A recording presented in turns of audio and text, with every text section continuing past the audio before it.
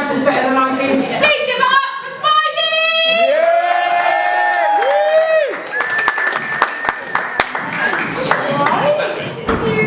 Oh, hi. Hello. One slide back from the back there. Thank you very much, the one person who was paying attention. Oh, yes, so hi, I'm Spidey. How are we all doing? Good. Are we all well?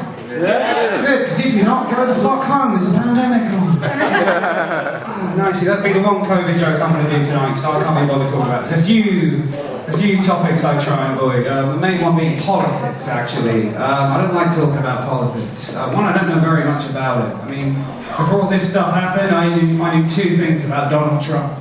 That was one, we both want to fuck his daughter. And secondly, he's got to be the biggest warm enthusiast as Princess Diana's chauffeur.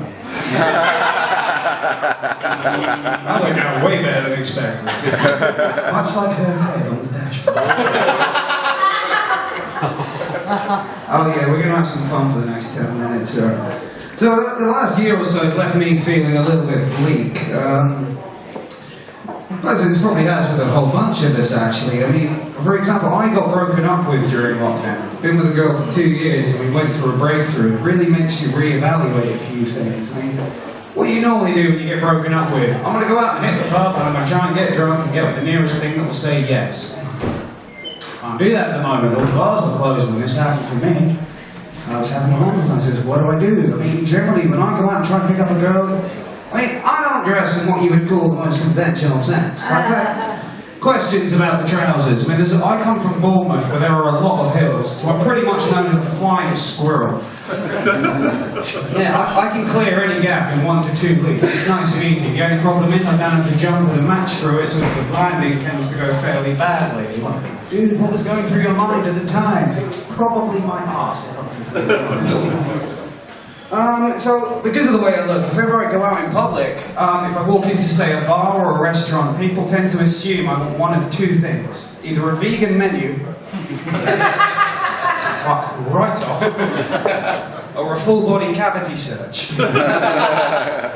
Which makes going through customs quite fun, I can tell you. My friend who invited me here this evening, Mr. Glenn Brady, who's currently sat over here. I'll just fuck off now. We went to Amsterdam a little while back, and on the way back through customs, we must have had the most bored customs officer in the world, because he took one look at me, and he was like, fucking finally, here comes that promotion. As I'm stepping towards him, I'm just thinking to myself, I'll just walk this fucking way, shall I? Like, just take myself for that. And I found out, if you really want to upset these guys, whip out your own rubber glove and smile at them. Your name, Slayer. They don't like that one too much. Here we go with this one. So when I was growing up, I've actually been fairly well behaved so far. I've got a tendency to swear quite a lot. I work in a late night heavy metal bar, which means that for me the word cunt is basically punctuation.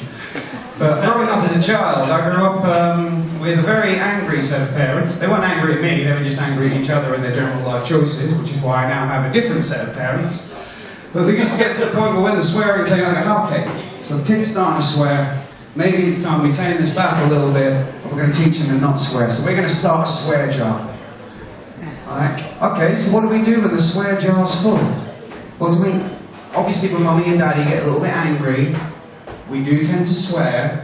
So we're going to put money in there. If you swear, we're going to put some money in there as well. And when it's all full up, we're going to go on holiday.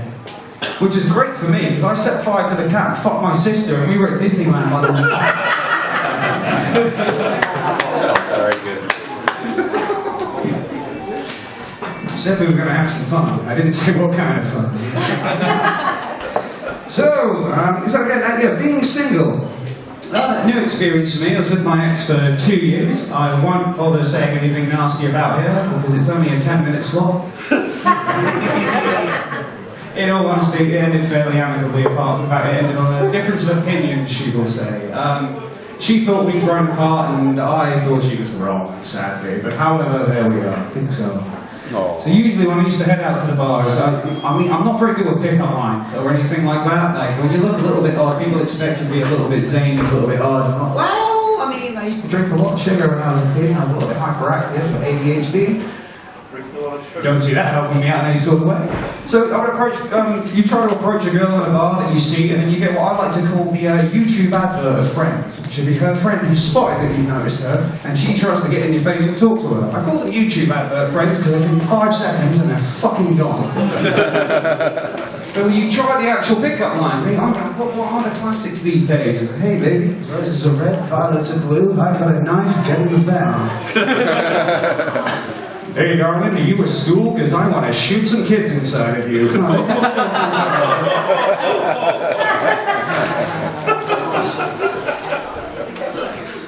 This is definitely going down way better than I thought it would. That's a phrase I've never heard in my life. It's one that you finally do get the girl back to yours, you know, you have the awkward drunken sex, and you know, you're both feeling like drunk as hell, you know you're going to wake up with a bad hang, she looks like, God, I'm going to feel so sore in the morning. I'm like, darling, you're not waking up.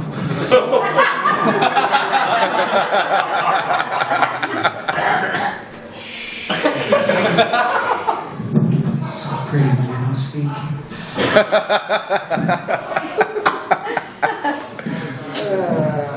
So having been broken up during lockdown, it's made me really think about relationships. Now when I say relationships, I don't just mean romantic relationships. I mean the relationships you've never realised actually mattered to you. Like for example, for me, a little woman in the corner shop I used to buy my energy drink and cigarettes off of every single morning, because you used to be able to get much smaller pouches, so you needed to buy it every single day.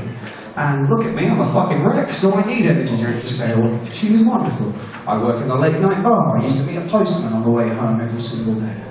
And we'd always wave and nod at each other, but we never actually spoke. And then there would be my next door neighbour who absolutely loved Halloween. And it was only when I was a few years older I realised that the reason that he loved Halloween was because that was when the kids came and knocked on his door. Now when I thought about this a few years later on, it made me feel a little bit odd, you know? Like I had someone living like that next to me, and it took me this long to realise it. It made me feel ugly. I mean, he never laid a hand on me. Skipping through his front garden in a negligee, nothing. It turned out he ended up moving over to America because he found out that the kids over there were more attractive. He just didn't realise that he meant, you know, to bullets in general. And the fact that he got found dead in the bush at the side of the latest high school shooting was just icing on the fucking cake. Oh, we better line there, haven't we? That's right, you killed the dead drunk girl you just fucked, but don't you touch them kids! Southampton's fucking weird. I'm going to end up by telling you a little story about an old guy I used to live with. His name's Drew. Me and him had a little bit of a competition going. You see, who can just fuck up the other guy more than that one can fuck them up? Every single time. We both worked at a bowling alley together. And we both used to run the bar over there. Now, fun thing about working in a bowling alley, these places should always be busy, right? Easiest advertising in the world. Want to have some fun? Have a drink, stick 3 fingers in something, throw it away when you're done with it. For men, they should be there all the time. Sure. However, he comes home from a particularly bad shift one night. I'm sat there, a little bit hungover from the day before. Next thing I know, I hear the front door and a bottle of Southern Comfort lands right next to me on the sofa. I look at this thing, I look back at the door, he looks at me and says, brace yourself. Okay, that's a slightly intimidating start to the evening. He then pulls out a PlayStation game and says, we're going to play drinking games on this game until this bottle of Southern Comfort is done. So this is what we do. We then took a 1.5 litre bottle of Southern Comfort and finished it in what was described as a record amount of time, a heroic amount of time if you will, 82 minutes. The whole thing completely gone, we can barely stand up, we're a bit drunk, we're arguing over the game we're playing, it's like who's player 1, who's player 2, who's winning, what rules are we having. He decides to get so wound up, he turns around and says, mate, you keep this up, I'm going to shag your sister. I don't know where he made the mental leap on this one, we were playing an ice hockey game. I mean, true, if you've ever met my sister, she lives like big burly dudes with big sticks, doesn't mind the knock about the head, and put her through cross. Well, she probably suck you off. So I ended up going, what do you mean you're a football sister? And so he ended up having what I'm going to describe my one and only kind of like playful play fight I've ever had with anybody. And he got a little bit out of hand. I woke up the next day absolutely covered in blood. He woke up the next day, well, we'll get to that in a second. So I'm absolutely hanging to hell. I am absolutely broken. And then as I wake up, I get in the shower, I realise, Drew said he wanted to have sex with my sister. This is not cool. I've been in France about 2 weeks before this. We're talking many, many years back here, where you can still buy French bangers at this point. No one know what a French banger is? Basically, a stick of dynamite about this big, they sell to kids. It's fantastic. The French known for fine wine, fine dining, blowing up their own children, letting them do it, and actually giving them pocket money to go out and let them do it. So I decided to myself, I'm going to take one of these French bangers, and I'm going to wake him up with it, because that'll be hilarious. After years of research, I can tell you, the fuses on these things last 5 seconds. Like, it's exactly 5 seconds. So I'm stood there feeling like Wile E. Coyote on the other side of his bedroom door as I throw it through. Mississippi 1, Mississippi 2, Mississippi 3, Mississippi 4, Mississippi 5, Mississippi 6, Mississippi 7, Mississippi shit. Something has gone horrendously wrong. I open up his bedroom door and I notice the fuse has detached itself from this small explosive device and landed on the pillow next to his head and set fire to his pillow. I've never been Irish dancing before, but I was pretty much performing the greatest river dance you have ever seen on this guy's pillow, trying to put the damn thing out as he wakes up. Hey dude, what's going on? Your bed's on fire. Why is my bed on fire? Because you said you wanted to shag my sister. Best logic I can feel. So we clear him up, we get the whole thing put out. I think we managed to find the explosive part of it. I disposed of it in my hungover state in the best way I can think of. I head off to go to work. He's working a couple of hours after me. I end up smiling at him, giving him a little wave. Now, back in these days, you can still smoke in pubs. Anybody remember those massive glass ashtrays that you used to be able to basically see a small family in? So there's these all over the table. And if we've got any Marvel fans in, this guy walks in, does the greatest impression of Captain America I've ever seen. Picks the thing up, he's across the I duck it.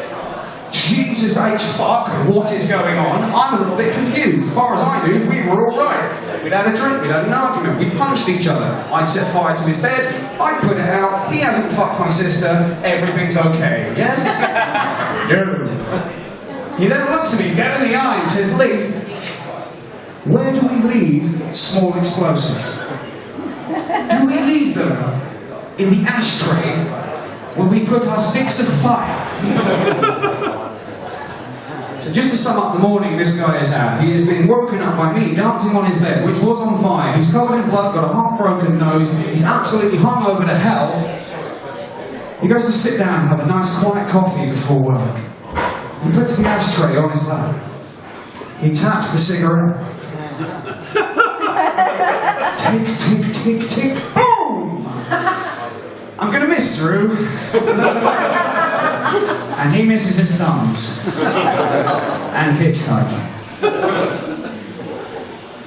So anyway, I'd like to leave you